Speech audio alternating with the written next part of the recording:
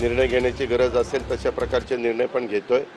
आता पुण्यामध्ये खडकवासल्याचं पाणी वरची सगळी धरणं सोडल्यामुळं पातळी वाढत चाललेली आहे, परंतु तिथं जिल्हाधिकारी नंतर PMC कमिशनर आणि बाकीची जी यंत्रणा SDRF NDRF या सगळ्यांना अलर्ट राहायला सांगितलेलं आहे। काही भागामध्ये पाणी जास्त झालेलं आहे, तिथल्या लोकांना स्थलांतर करायला सुरुवात केली।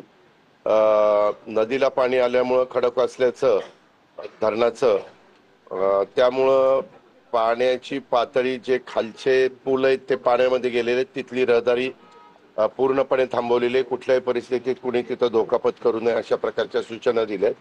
कोल्हापूरला पण पाण्याची पातळी वाढत चाललेली आहे, कदाचित धोका पातळी ओलांडण्याची शक्यता आहे आणि त्याच्यावर तिथल्याही सगळ्यांना म्हणजे जलसंपदा विभाग असेल, रेव्हेन्यू विभाग असेल, पोलीस विभाग असेल, त्या ज्या ज्या यंत्रणा अशा काळामध्ये राज्य सरकारच्या वतीनं काम करत असतात, महानगरपालिका असतील, त्या सगळ्यांना सतत सूचना देऊन त्यांना कुठली अडचण आली तर ताबडतोब सोडवण्याचं काम केलं जातं। आता पण मी तुमच्याशी बोलून डिझास्टर मॅनेजमेंट ही आपल्या मंत्रालयामध्ये पहिल्या मजल्यावर आहे, तिथंच मी त्या ठिकाणी चाललेलो आहे। सुट्ट्या अनेक ठिकाणी जाहीर केलेल्या आहेत। वसई विरार पण मोठ्या प्रमाणावर पाण्यामध्ये गेलेलं आहे।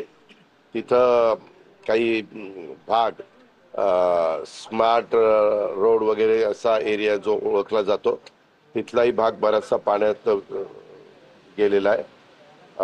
जिथं नांदेडमध्ये काही गावांना मध्ये वेढा पडलेला होता, त्यातल्या अक्षरशः त्या गावांच्या लोकांची घरं ही पार पडून गेलेली आहेत।